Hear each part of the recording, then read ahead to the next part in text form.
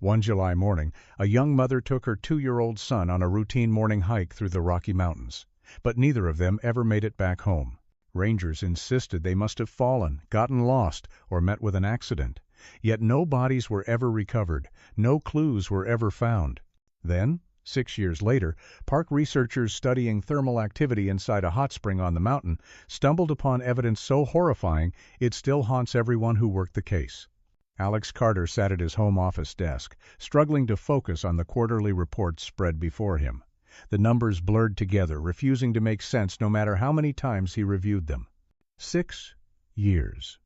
Nearly 6 years had passed since Sarah and Noah Carter vanished on what should have been a simple day hike in the Rockies.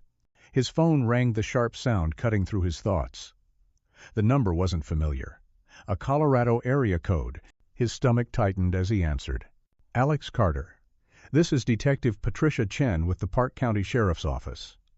I need to speak with you about your wife and son's case. The coffee mug slipped from Mark's hand, brown liquid spreading across the financial documents.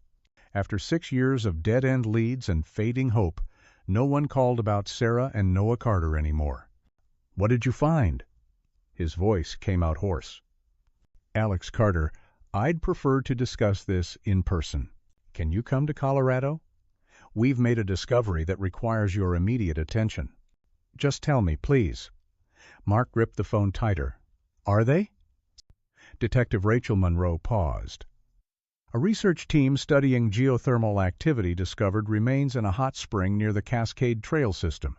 We found items we believe belong to your wife. The room spun. Mark pressed his free hand flat against the desk to steady himself. Both of them? You found both of them? Sir, I really think it's best if we discuss the details when you arrive. Can you fly out today? I'm booking a flight now. Mark was already pulling up airline websites on his laptop, his hand shaking as he typed. The hot spring? Which one? There are dozens in that area. Morning Glory Pool, about 2 miles off the main trail. Alex Carter, the research team that found what they found, they're environmental scientists from the University of Colorado. They were taking core samples to study mineral deposits when their equipment registered anomalies at the bottom of the spring. Mark's mind raced back to that July morning 6 years ago. He'd woken with fever and chills, probably food poisoning from the questionable takeout they'd had the night before. Sarah had wanted to cancel the hike, but he'd insisted they go without him. Noah Carter had been so excited about seeing the bubble water, as he called it. The hot springs, 2 years old, sturdy on his little legs, always wanting to explore. The items, Mark managed to ask. What exactly did they find? Fabric remnants consistent with hiking gear, a backpack frame, some leather that appears to be from boots. Detective Rachel Monroe's professional tone couldn't mask the weight of what she wasn't saying. And organic material. We'll need DNA confirmation, but given the location and the items found. What about my son? Mark interrupted. Noah Carter was only 2. Did you find anything that would indicate? That's what we need to discuss in person, Alex Carter. The forensics team is still processing the scene. The nature of hot springs makes recovery complicated. The high temperature and mineral content affect preservation in unique ways. Mark stood abruptly, knocking over his chair. Through the window he could see neighbors going about their ordinary Tuesday morning walking dogs, heading to work, living lives untouched by sudden devastation. I'll be on the 2:30 flight to Denver. Someone can pick me up at the airport. I'll meet you personally, Detective Rachel Monroe assured him. Alex Carter, I know this is incredibly difficult. We're going to need you to look at some items for identification purposes. Are you prepared for that? I've been waiting 6 years for answers, Mark said. I'm prepared for anything. But even as he said it, he knew it was a lie. How could anyone prepare to identify the remains of their wife? How could he prepare for confirmation that the vibrant, adventurous woman who'd convinced him to move to Colorado for the hiking had met her end in a boiling pool of mineral-laden water? After ending the call, Mark moved mechanically through the house, throwing clothes into a bag. In the hallway, he passed the photo gallery Sarah had insisted on creating dozens of frames showing their adventures. There was Noah Carter on Mark's shoulders at Garden of the Gods. Sarah laughing as she tried to set up their tent in a windstorm, the three of them at Morning Glory Pool just the summer before they disappeared. Noah Carter pointing excitedly at the prismatic colors while safely held in Sarah's arms. Morning Glory Pool. They had visited it several times, always careful to keep Noah Carter well back from the edge. The water temperature averaged 160 degrees Fahrenheit. Sarah had read him the safety statistics show quickly. The human body succumbed to such heat, how the minerals prevented anything from ever fully decomposing, creating a kind of preserved record of tragedy. Mark forced himself to look away from the photos and concentrate on what needed to be done. Call his boss. Book the flight. Pack identification documents the detective would surely need. Contact Sarah's sister in Portland. No, that could wait until he landed. He knew more. As he drove to the airport 2 hours later, Mark found himself thinking about the research team. What must it have been like expecting to find mineral deposits and instead discovering evidence of a 6-year-old tragedy? The detective had mentioned anomalies in their equipment. Metal from backpack frames and boot grommets, probably. Maybe the titanium wedding ring he'd worked extra shifts to afford. The one Sarah never took off. The flight passed in a blur. Mark stared out the window as Colorado's mountains came into view, the same peaks that had drawn Sarah like a magnet. She'd grown up in Ohio, as flat as land could be. And the mountains had awakened something in her. Even after Noah Carter was born, she'd insisted on maintaining their hiking schedule of modifying routes for the baby carrier, always prepared with supplies and emergency plans. Now finally, he would have answers, or at least some of them. The question that haunted him most, what had happened to Noah Carter, remained unspoken in Detective Rachel Monroe's careful words. Hot springs preserved some things, destroyed others. What evidence of a 2-year-old child could survive 6 years in boiling, acidic water? As the plane descended toward Denver, Mark pressed his forehead against the window and tried to prepare himself for whatever waited in those mountains where his family had vanished. Detective Patricia Chen stood waiting at the Denver airport arrivals area, her appearance matching her professional phone demeanor. Early 40s, sharp eyes that missed nothing. Wearing practical clothing suited for mountain terrain. She spotted Mark immediate probably from the exhausted grief etched on his face. "Alex Carter," she said, extending her hand. "I'm sorry we're meeting under these circumstances. My vehicle is outside. It's about a 2-hour drive to the site." Mark followed her to an unmarked SUV, grateful she didn't attempt small talk as they navigated out of the airport. The mountains loomed ahead. The same peaks he'd once found majestic now felt oppressive. Detective Rachel Monroe finally spoke as they merged onto Interstate 70. "The research team has been very cooperative. Dr. Emily Reeves was leading the thermal study when they made the discovery 3 days ago. They immediately contacted us and haven't disturbed the site since." 3 days, Mark repeated. "You've known for 3 days?" "We needed to verify certain details before contacting you. The hot spring environment creates unique challenges for evidence recovery. We had to bring in specialized equipment and experts who understand geothermal forensics." Mark stared out at the passing landscape. "Have you found any indication of my son?" Chen's hands tightened slightly on the steering wheel. "The recovery is ongoing. The spring is deeper than originally mapped, nearly 40 feet at the center. We've recovered several items from various depths, but the process is slow. The water temperature and mineral content mean we can only send divers down for very short periods." They drove in silence through the tourist towns of Idaho Springs and Georgetown, past the turnoff for Loveland Pass, where Mark and Sarah had gotten engaged 7 years ago. Every landmark held memories now tainted by knowing how the story ended. The parking area for the Cascade Trail system was cordoned off with yellow tape. Multiple law enforcement vehicles clustered near the trailhead. Chen led Mark past the barriers, other officers nodding grimly as they passed. The 2-mile hike to Morning Glory Pool had never felt longer. Mark heard the activity before he saw it, voices, equipment humming, the organized chaos of a major investigation. Then the trail curved, and Morning Glory Pool came into view. The hot spring looked exactly as it had during their family visits, a perfect circle of brilliant color, yellows and greens, radiating from the deep blue center. But now, the peaceful, natural wonder was surrounded by investigation equipment. A specialized diving platform had been constructed over one edge. Recovery teams in protective gear worked methodically around the perimeter. Alex Carter. Dr. Emily Reeves approached, her University of Colorado jacket mud stained from days of field work. "I'm so sorry. We were taking core samples of the bacterial mats when our magnetometer detected metal at depth. Protocol required us to investigate any anomalies that might affect our data." "Oh." She led them to a temporary evidence tent set up 30 yards from the spring. Inside, tables held carefully labeled items in various stages of documentation. Mark's legs felt weak as he approached the first table. The backpack frame was unmistakable, despite the corrosion. Sarah had bought that particular model after extensive research, praising its weight distribution and durability. The purple fabric remnants still clinging to parts of the aluminum told the rest of the story. "We believe the pack's metal frame is what triggered our instruments," Dr. Reeves explained quietly. "The depth and position suggest it had been weighted down." Mark's mind struggled to process the implication. "Weighted down? You mean this wasn't an accident?" Detective Rachel Monroe stepped forward.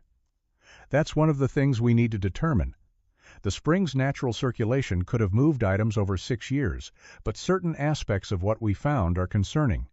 Saying, she guided him to another table. Sarah's hiking boots.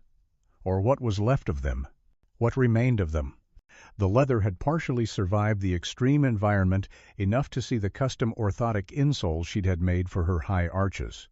Her car cased the metal fob still bearing the dealership logo. And then, in a separate evidence bag, her wedding ring. Mark picked up the bag with trembling hands. The titanium had survived perfectly, the inscription still readable. To the summit and back M and S. He'd had it engraved with their private joke about making it through life's peaks and valleys together. "The position of items suggests your wife entered the spring fully clothed with all her gear," Chen said carefully. "That's highly unusual for an accidental fall. Most victims who accidentally enter hot springs do so partially. A foot slips, they reach for something. They lean too far while taking photos, full immersion with a pack and boots." Sarah knew these springs, Mark said, his voice hollow. She was obsessive about safety, especially with Noah Carter. She would never have gotten close enough to fall. "That's what we need to investigate," Chen replied. "There's something else. The research team's survey shows this spring has an unusual depth profile. Most hot springs in this area are relatively shallow. But Morning Glory has a narrow chimney that extends down much deeper than the surface pool suggests. Items could be distributed at various depths." Mark understood what she wasn't saying directly. Different parts of evidence, different remains, could be at different levels. The thought made him nauseous. "What about other hikers that day?" he asked. "The trail register? Security cameras at the parking area?" "We're reviewing everything from the 15th of July 6 years ago," Chen assured him. "The trail register shows your wife signed in at 8:47 a.m. But Alex Carter, this trail system has dozens of interconnecting paths. Hundreds of people use it daily during summer. After 6 years, tracking down potential witnesses." A shout from the diving platform interrupted her. One of the recovery specialists was signaling urgently.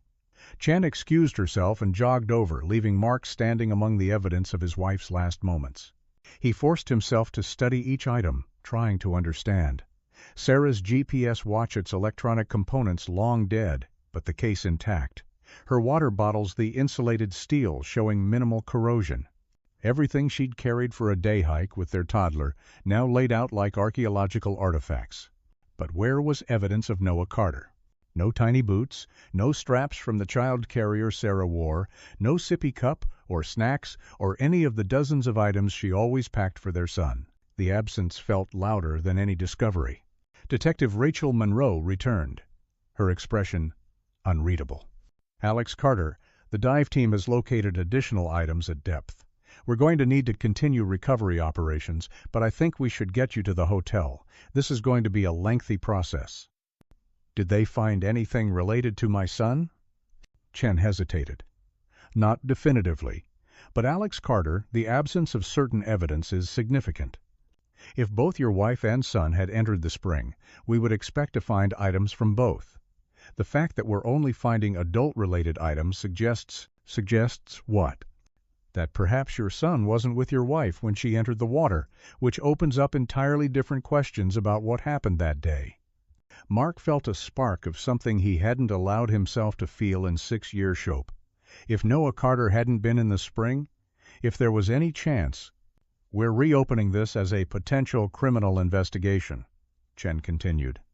Which means we'll be interviewing everyone connected to this Aeropark employees, regular hikers, anyone who might have been here that day.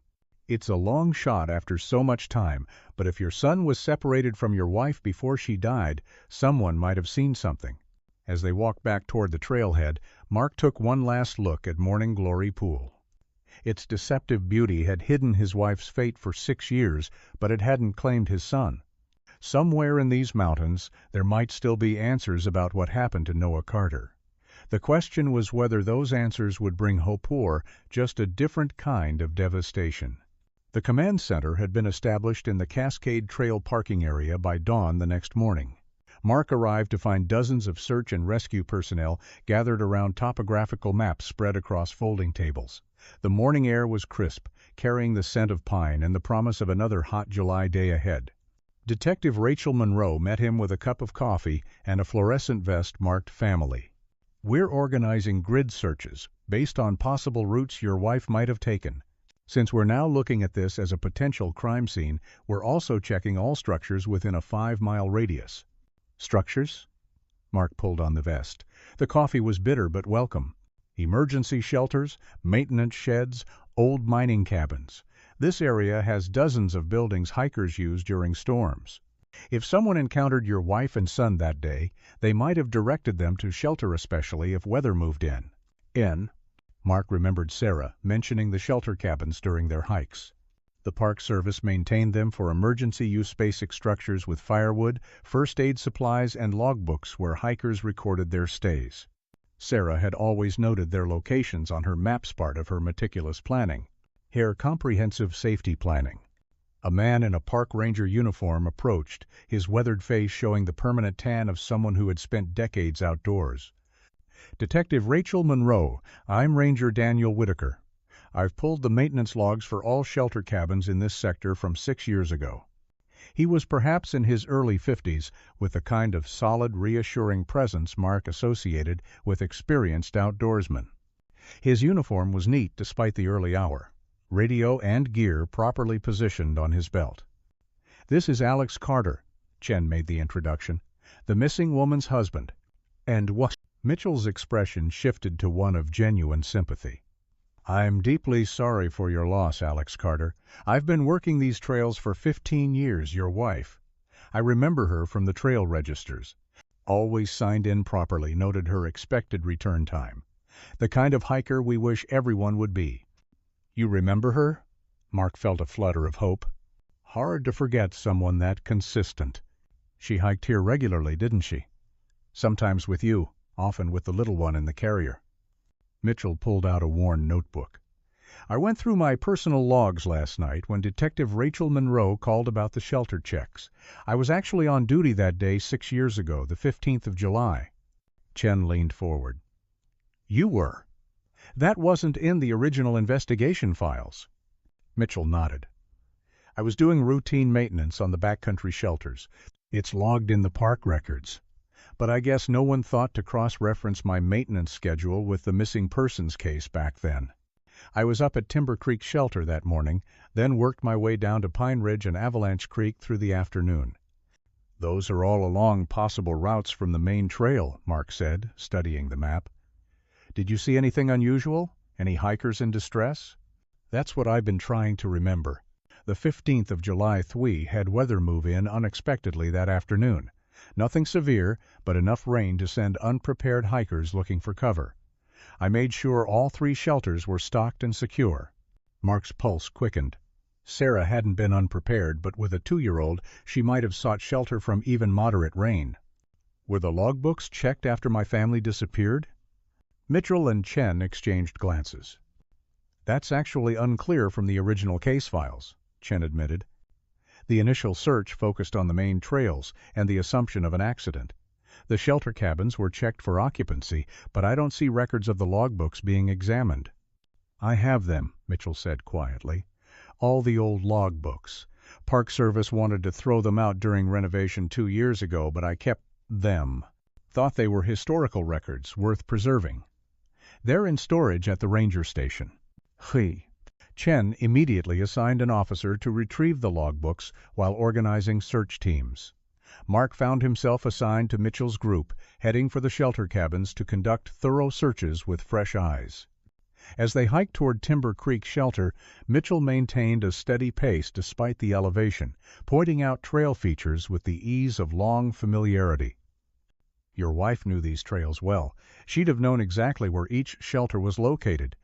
And she had them all marked on her maps, Mark confirmed, breathing harder than he'd like. 6 years of grief had taken its toll on his fitness. Said it was important to always have a backup plan with a toddler.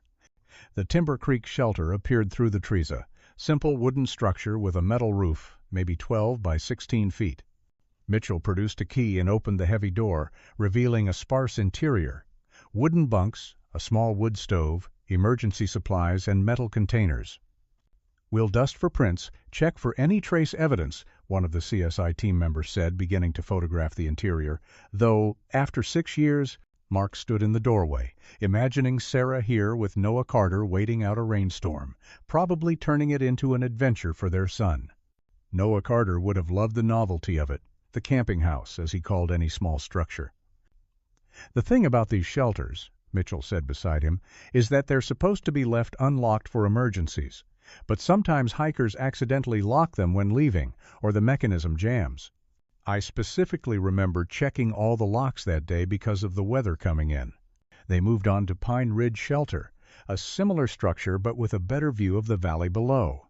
Again, the CSI team began their careful documentation while Mark tried to put himself in Sarah's shoes.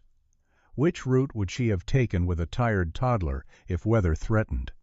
"Alex Carter," Mitchell said, consulting his notebook again. "Your wife, did she typically vary her routes or stick to familiar trails?"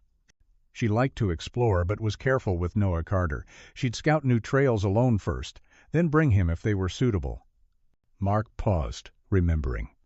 That day she mentioned wanting to show him the Alpine Meadow. It's past Morning Glory Pool on the upper loop. Mitchell's expression grew thoughtful.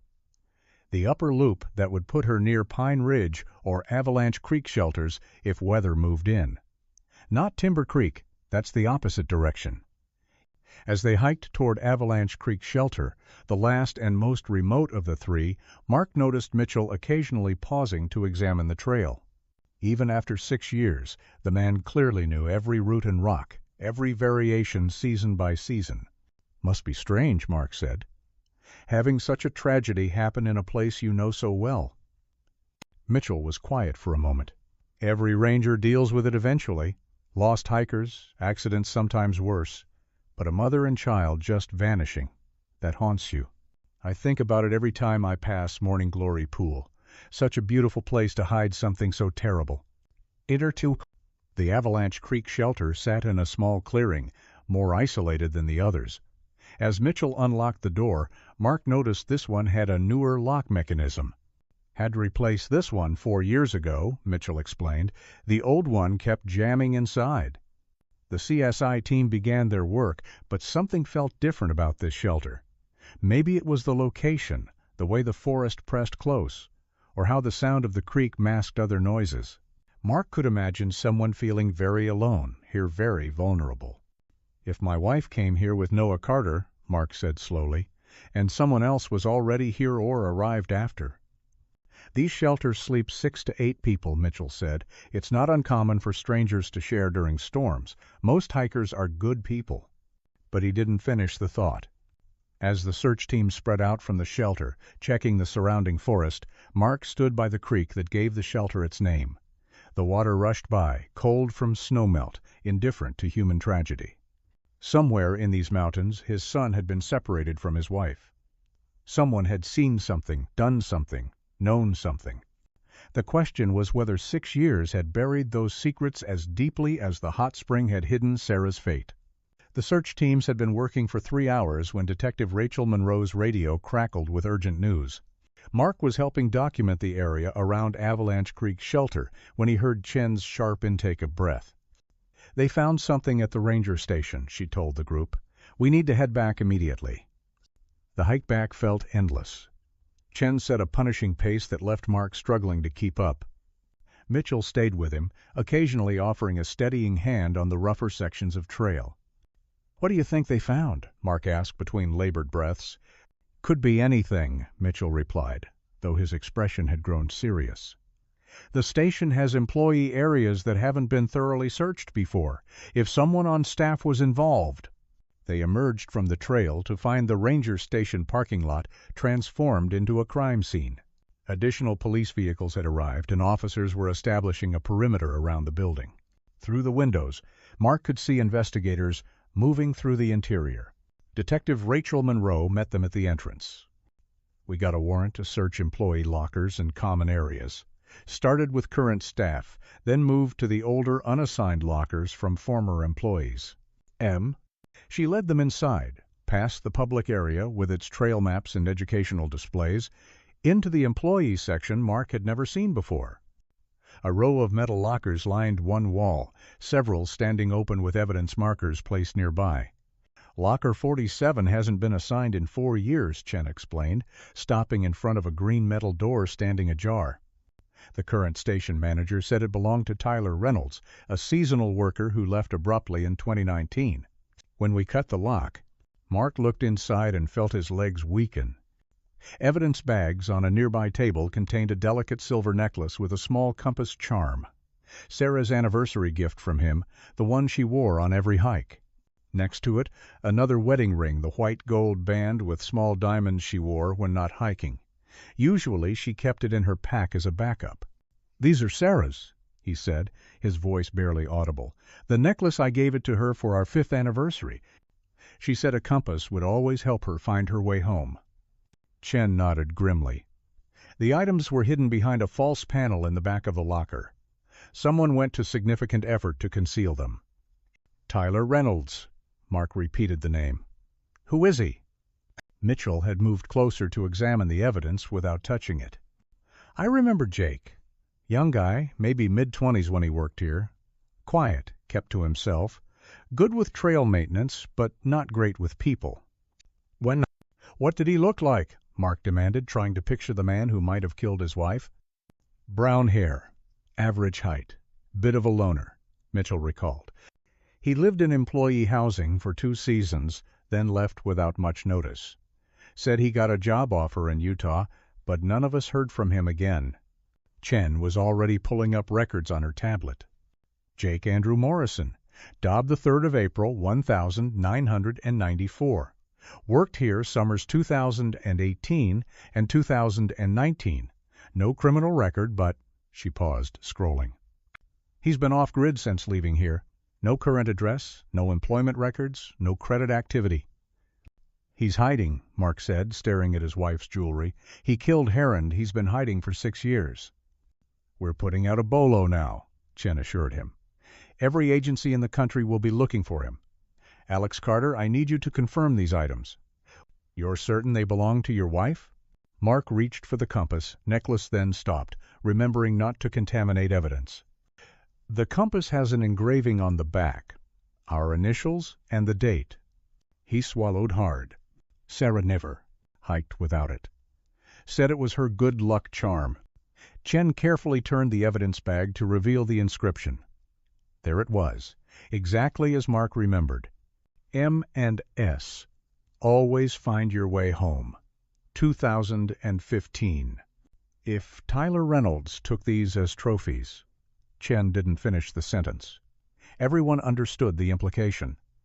"But why leave them here?" Mark asked. "Why not take them when he fled?" Mitchell spoke up thoughtfully. "The lockers are rarely checked. Management only clears them out every few years when they need space. He probably thought they'd be safe here indefinitely, maybe planned to come back for them someday." End of. As crime scene technicians processed the locker and surrounding area, Mark found himself studying the employee break room, visible through a doorway. Such an ordinary space coffee maker, refrigerator covered in safety notices, a table with mismatched chairs. Had Tyler Reynolds sat there planning his crime? Had he returned from killing Sarah and calmly eaten lunch with colleagues? "Mr. Mitchell Chen addressed the ranger. "We'll need a full statement about everything you remember about Morrison. Any interactions with the family? Any concerning behavior?" "Of course," Mitchell agreed readily. "Though I'll be honest, he was so quiet it's hard to remember much. Showed up, did his work, went home. The kind of employee you barely notice." Something about that bothered Mark, though he couldn't quite place why. A park employee who worked these trails, who knew all the hidden spots and shelters, who could move through the wilderness without drawing attention, it was the perfect profile for someone who could make a mother and child disappear. "We need to search employee housing," Mark said suddenly. "Even if it's been years, there might be some trace." "Already on it," Chen assured him. "We've got teams heading to the old seasonal quarters now. If Morrison left anything behind, we'll find it." "Aye." Mitchell excused himself to return to his maintenance duties, promising to compile a full list of anything he could remember about Morrison. As he left, Mark noticed the ranger's slight limp probably from years of hiking these rough trails. The man had been nothing but helpful, even staying late into his shift to assist with the search. Outside, Mark stood in the parking lot, trying to process this development. They had a Namia face to put to his nightmare. Tyler Reynolds. Young, quiet, forgettable Tyler Reynolds had somehow encountered Sarah and Noah Carter on the trail. He'd done something to separate them, killed Sarah, hidden her body in the hot spring, and kept her jewelry as trophies. But where was Noah Carter? "If Morrison took my son," Mark said to Chen, who had followed him outside, "where would he go?" "How do you hide a 2-year-old for 6 years?" "That's what we're going to find out," Chen replied firmly. "The fact that he kept trophies suggests a certain psychology. He wanted reminders. If he took Noah Carter—" She didn't finish, but Mark understood. If Morrison had kept Sarah's jewelry, there was a chance, however slim, that he'd kept Noah Carter too. Somewhere, Tyler Reynolds might be raising Mark's son as his own. The compass necklace flashed in Mark's mind, Sarah's good luck charm meant to always guide her home. Instead, it had been locked away in darkness for Yersa Killer's trophy. But now, it might be the key to finding their son. "I want to see everything about Morrison," Mark said. "Employment records, background check, any photos you can find. If this man has my son, I need to know everything about him." Chen nodded. "We're pulling it all together now. Why don't you get some rest at the hotel? This is going to be a long investigation." But Mark knew rest was impossible when they finally had a lead, finally had a name. Tyler Reynolds had made one mistake, keeping those trophies where they could eventually be found. Now Mark just had to hope the man had made other enough to lead them to Noah Carter before another 6 years passed. Mark's house felt emptier than ever as he walked through the door at 9 p.m., exhausted from the flight back to Denver. Detective Rachel Monroe had insisted he return home while they pursued leads on Tyler Reynolds, promising to call the moment they had any developments. The familiar surroundings only emphasized the absent Sarah's voice, calling from the kitchen, Noah Carter's toys scattered across the living room floor. He dropped his bag by the door and moved to his home office, powering up his laptop. If he couldn't be in Colorado actively searching, at least he could research. Tyler Reynolds' name yielded frustratingly little online. No social media profiles, no recent addresses, just a few employment verification records that dead-ended in 2019. Mark's phone buzzed with a text from Chen. "Teams checking Morrison's last known contacts in Utah. Will update in AM." He set the phone aside and pulled out his notebook from the trip, reviewing everything they'd learned: Sarah's jewelry in Morrison's locker, the young man's sudden departure, the way he'd apparently vanished without a trace, taking possibly Noah Carter with him. But something nagged at Mark as he reviewed his notes from the shelter searches. He'd written down Mitchell's comment about the Avalanche Creek shelter lock being replaced 4 years ago because it kept jamming. That would have been 2020 after Morrison had already left. Yet Mitchell had known the exact year without checking any records. Mark shook his head. He was overthinking things, seeing suspicious details where none existed. Mitchell managed maintenance for all the shelters. Of course he'd remember when locks were replaced. Still, other small details surfaced as he reviewed the day. The way Mitchell had stayed close during the entire search, always within earshot of police communications. How he'd volunteered immediately to help, inserting himself into the investigation. His detailed memory of Morrison, despite claiming the man was forgettable. And there was something else, something Mitchell had said at the shelter that bothered Mark. What was it? He closed his eyes, trying to recall the exact words. "I think about it every time I pass Morning Glory Pool. Such a beautiful place to hide something so terrible." Hide something terrible. Not where something terrible happened. Not what if something terrible occurred there. Ideas if it were deliberate. Planned. Mark picked up his phone and scrolled to Detective Rachel Monroe's number. He hesitated, finger hovering over the call button. What was he going to say? That the helpful ranger who'd spent his entire day assisting them had used a slightly odd turn of phrase? But the unease wouldn't leave him. He placed the call. "Chen here." "Detective, it's Alex Carter. I know this might sound paranoid, but I've been thinking about Ranger Mitchell." "What about him?" "Just small things. The way he phrased certain comments. How he knew specific details without checking records. He's been incredibly helpful, maybe too helpful." Chen was quiet for a moment. It's not unusual for local officials to insert themselves into investigations, especially in small communities. But I'll make a note to look into his background more thoroughly. Did he do or say anything specifically concerning? "No, nothing concrete. I'm probably just grasping at straws because we're focused on Morrison." "Grief and stress can make us see patterns that aren't there," Chen said gently. "But I've learned to trust family members' instincts. I'll have someone quietly verify Mitchell's whereabouts on the 15th of July, 6 years ago, just to be thorough." After ending the call, Mark felt both foolish and relieved. He was probably manufacturing suspicion where none belonged, but at least Chen would check. He moved to the kitchen to make coffee, knowing sleep would be elusive despite his exhaustion. His laptop dinged with an email notification. The sender was T. Mitchell. Subject line: "Information about J. Morrison. You should see." Mark's pulse quickened. How did Mitchell have his email address? Then he remembered they'd exchanged contact info during the search in case anyone remembered additional details. The email was brief. "Alex Carter. I've been going through old employee files and found some concerning items about Morrison. I think Detective Rachel Monroe should see them immediately. I'm back in Denver tonight for a meeting tomorrow. Could I stop by briefly? I have work logs that show Morrison's assignments the week your family disappeared. Daniel Whitaker." Mark stared at the screen. Mitchell was offering to bring evidence about Morrison directly to his house at night. Every instinct screamed that something was wrong. But what if the ranger really had found something important? What if this was the break they needed to find Noah Carter? He could call Chen back, ask her to be present. But that seemed overly paranoid for someone who'd been nothing but helpful. Mitchell was law enforcement himself, a respected ranger with 15 years of service. Mark was letting exhaustion and desperation cloud his judgment. He typed back, "I'll be up. Coffee's on if you want some." A while later, headlights swept across his living room windows. Mark watched through the blinds as Mitchell's Park Service truck pulled into the driveway. The ranger emerged carrying a manila folder and what looked like a small evidence box. Mark opened the door before Mitchell could knock. "Thanks for making the drive. Come in." Mitchell entered with the easy confidence of someone comfortable in any situation. "I hope I'm not intruding. I know it's late, but I thought you'd want to see this immediately." "Can I get you that coffee?"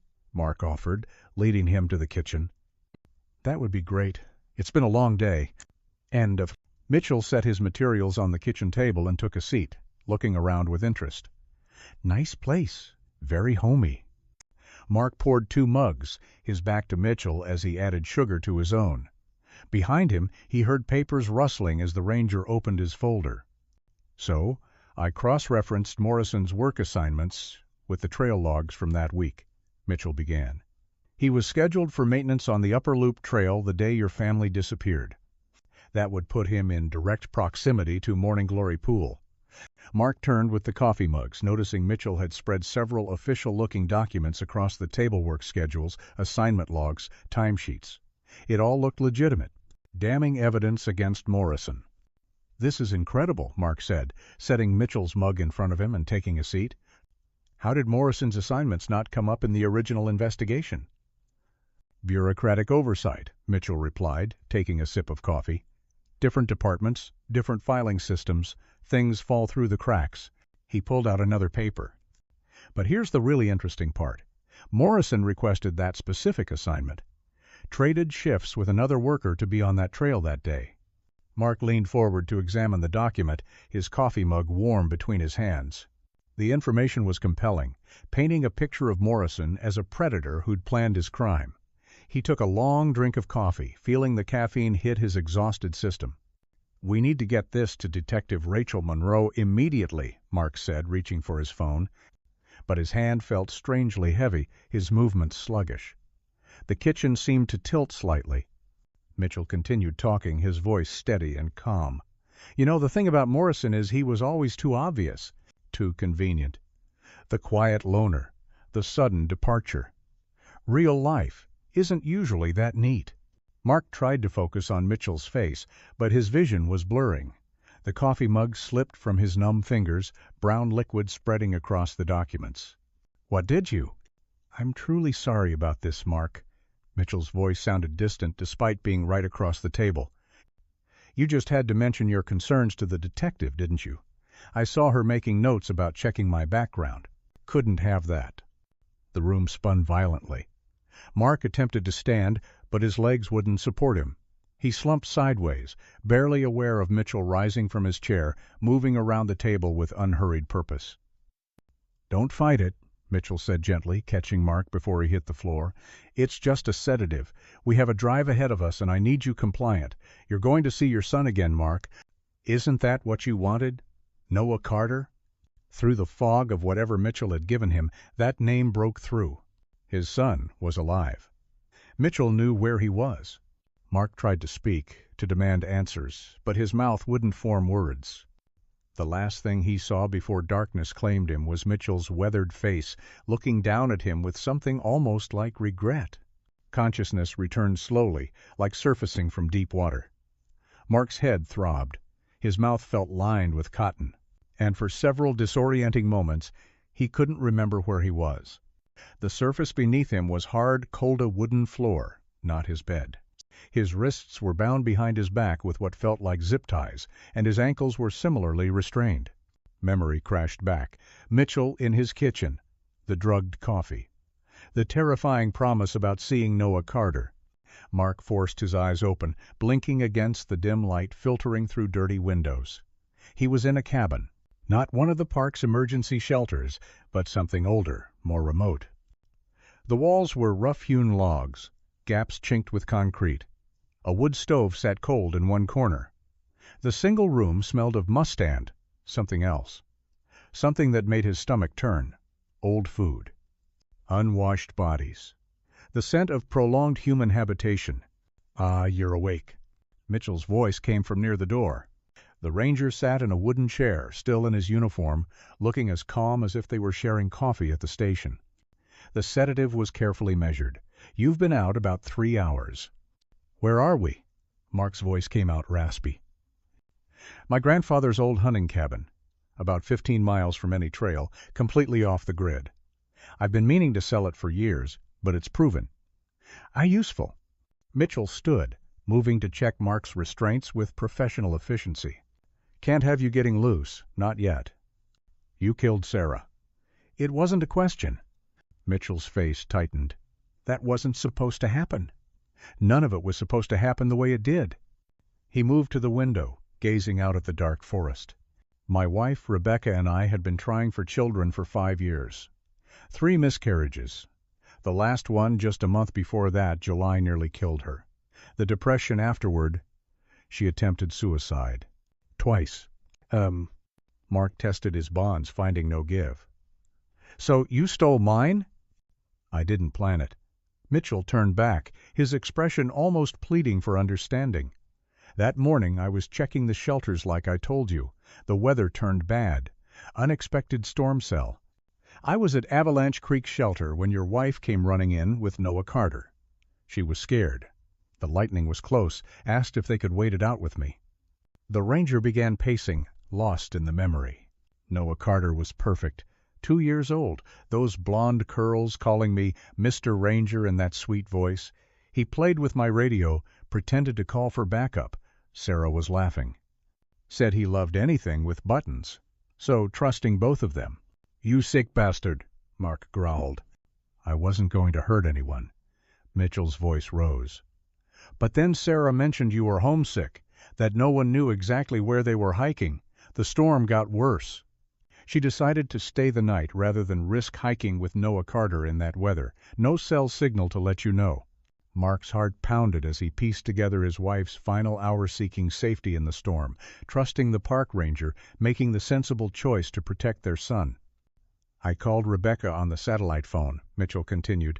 "Told her about this beautiful little boy who needed a home, whose mother couldn't take care of him, properly letting him hike in dangerous weather." Rebecca was so excited. For the first time in months, she sounded alive again. "Sarah was an excellent mother," Mark spat. "Maybe. But in that moment, all I could think about was giving Rebecca hope." Mitchell's hands clenched and unclenched. "After Noah Carter fell asleep, I tried to convince Sarah to let us adopt him. Told her about our struggles, our losses. She was sympathetic, but of course said no. That's when He trailed off, but Mark could fill in the blanks. In that remote shelter, with no witnesses except a sleeping toddler, Mitchell had made his choice. I used a sleeper hold. She didn't suffer. Mitchell's voice had gone flat. Then I had to figure out what to do. I wrapped her body in a tarp from the shelter supplies, put rocks in with her, carried her to Morning Glory Pool before dawn. The hot springs would destroy any evidence. I took her jewelry as proof she was gone, planned to plant it on someone eventually. "Morrison," Mark said. "Poor Jake. Wrong place, wrong time, wrong personality. The perfect fall guy when needed." Mitchell actually smiled. "I kept those items for years, waiting for the right moment. When they found Sarah's remains, I knew it was time to deflect suspicion." "Where's my son?" Mark demanded. Mitchell checked his watch. "Rebecca will be bringing him soon. And the supplies will need to deal with you. She's known the truth from the beginning, helped me create the adoption story, dye his hair, keep him hidden those first months. She's been a wonderful mother to him these 6 years. His name is Noah Carternaut, whatever you've been calling him." "Owen. We call him Owen," Mitchell said. The ranger's voice softened. "He's happy, Mark. Good student. Loves soccer. Wants to be a park ranger like his dad. He doesn't remember you or Sarah. As far as he knows, Rebecca and I are his whole world." The sound of an approaching vehicle made Mitchell move to the window.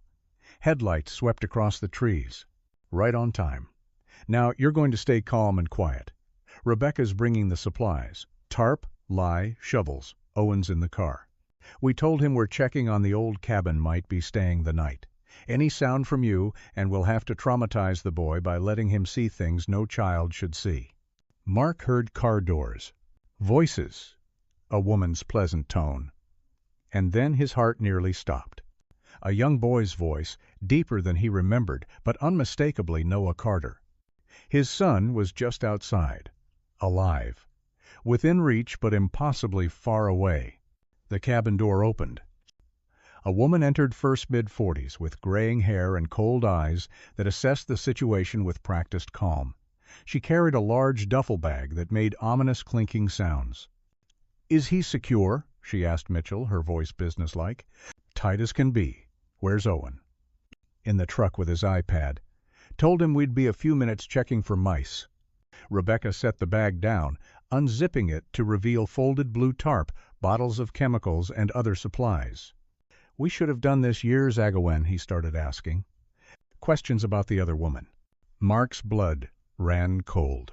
They'd done this before. Through the dirty window, Mark could see the truck parked outside, a small figure illuminated by the interior light.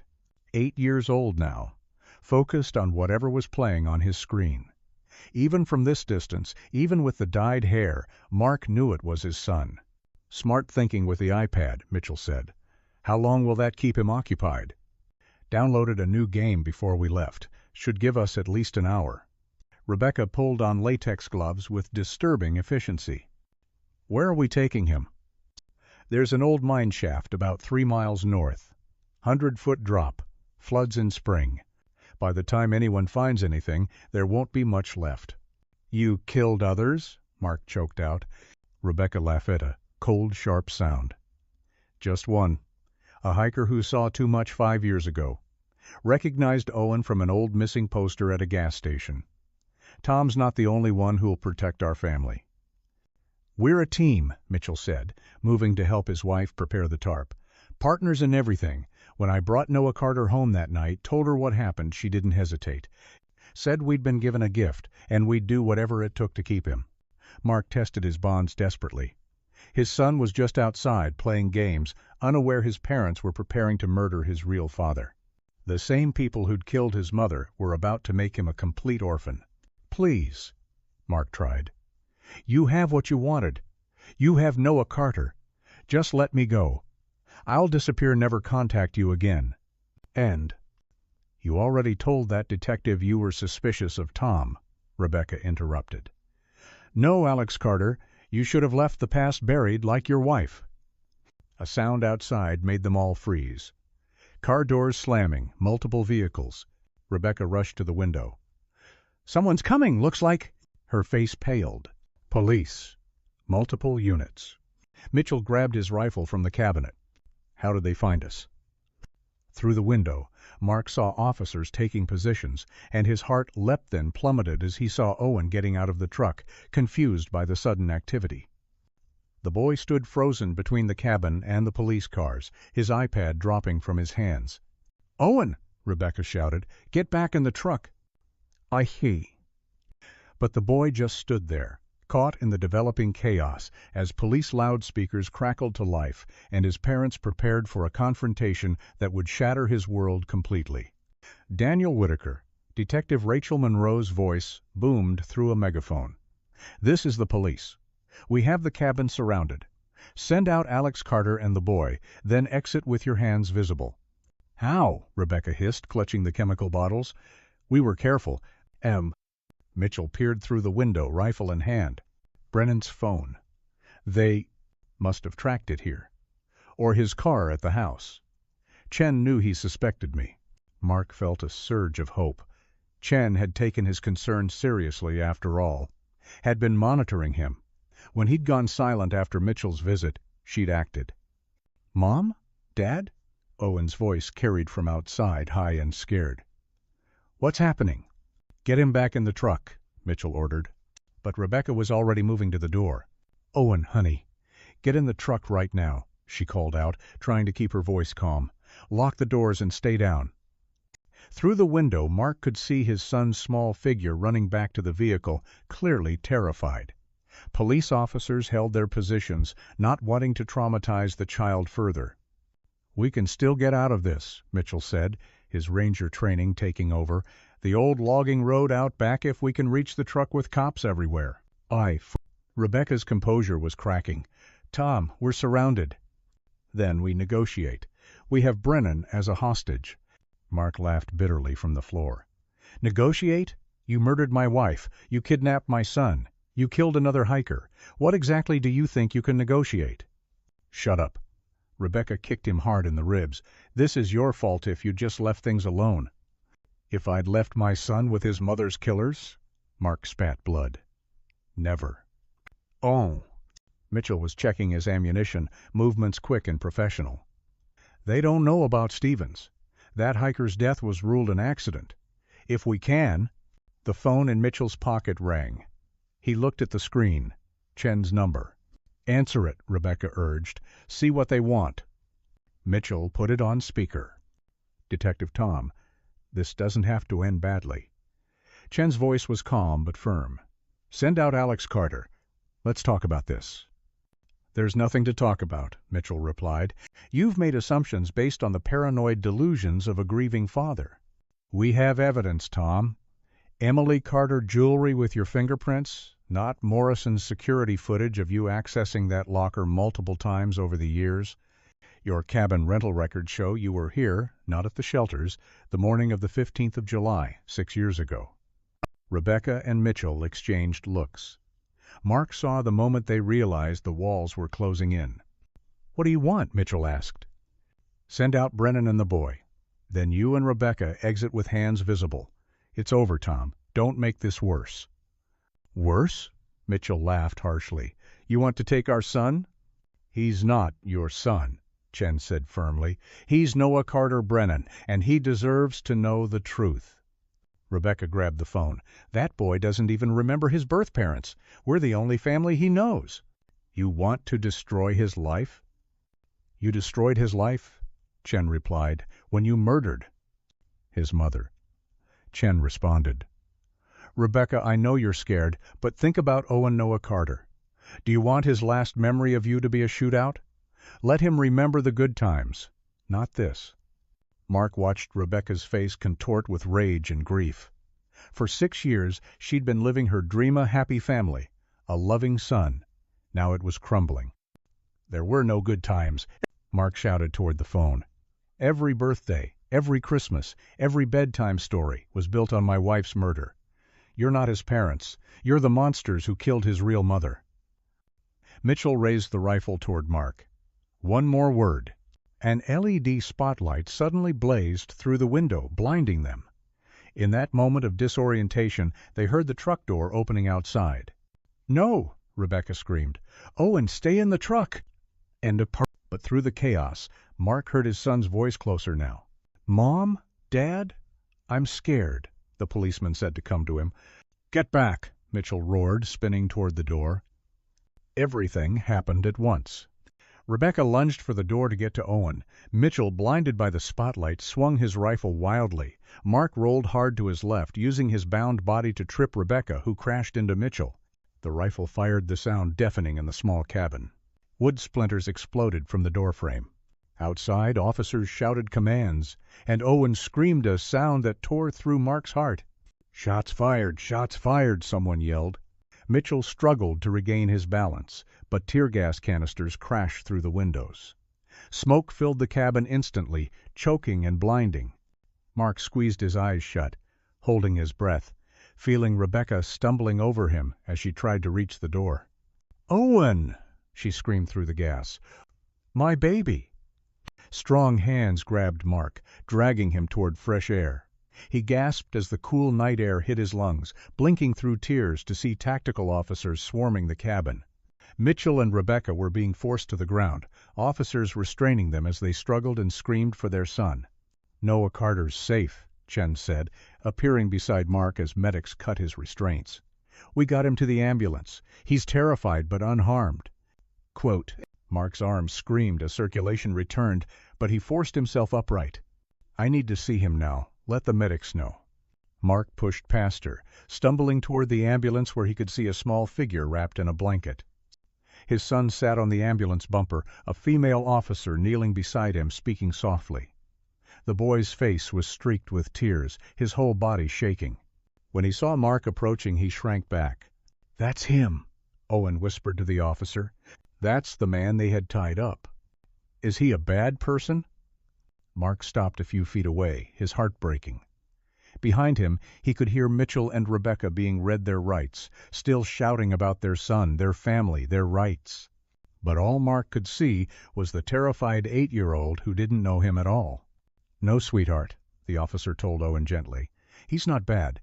In fact, he's been looking for you for a very long time." "And looking for me?"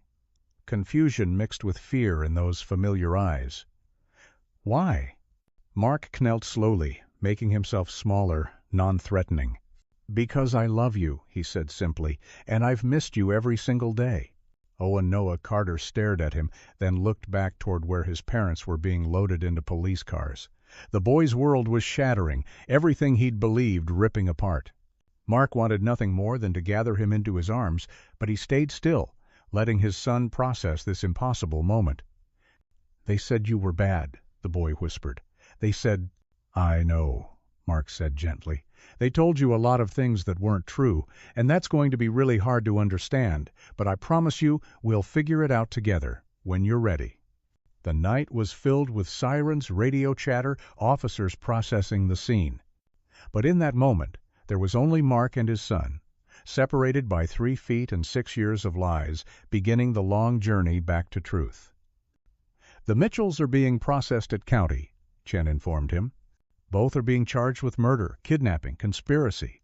Tom broke down completely during booking, but Rebecca's maintaining they did nothing wrong, that they saved Noah Carter from neglectful parents.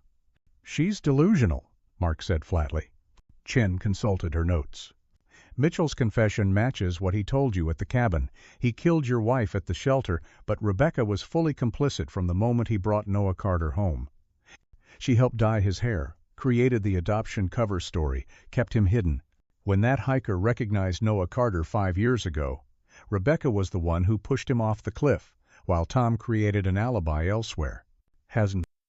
But how did Sarah end up in Morning Glory Pool? Mitchell went back 3 nights later during his regular patrol. He needed somewhere the body would never be founder. If found, wouldn't have usable evidence. He knew the hot springs would destroy DNA, fingerprints, everything. Morning Glory was perfect. Deep, isolated. The mineral content would break down organic matter quickly. For me, Mark felt sick, imagining Mitchell returning to move Sarah's body, calculating the best place to hide his crime while Mark frantically searched for his family. The forged adoption papers were Rebecca's work, Chen continued.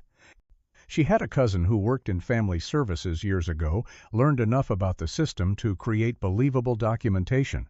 They told neighbors they'd adopted through a private arrangement.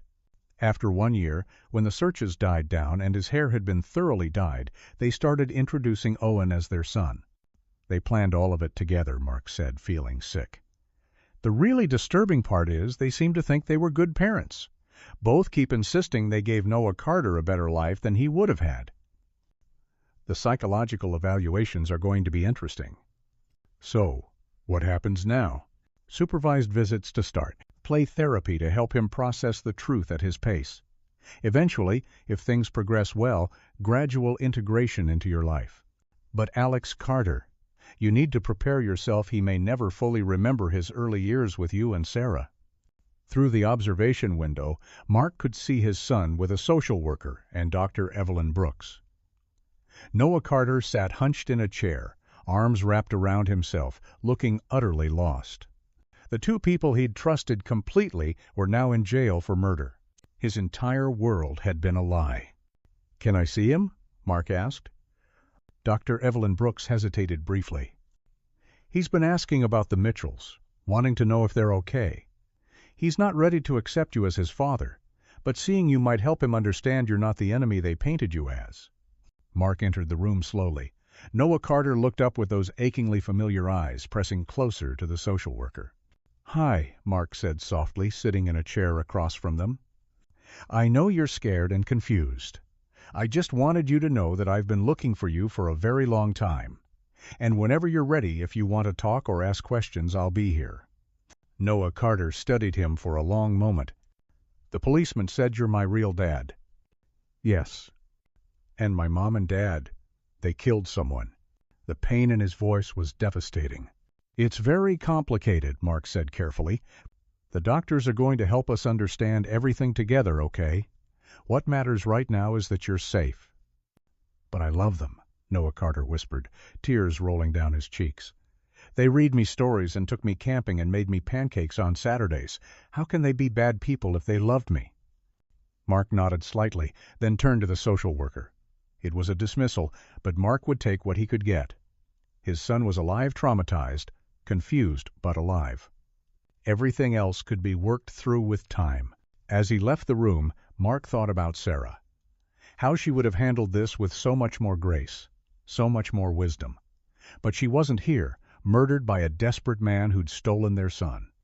"He'll need you to be patient," Dr. Evelyn Brooks said quietly beside him, "to let him grieve the only life he's known, even as you're grieving the years you lost."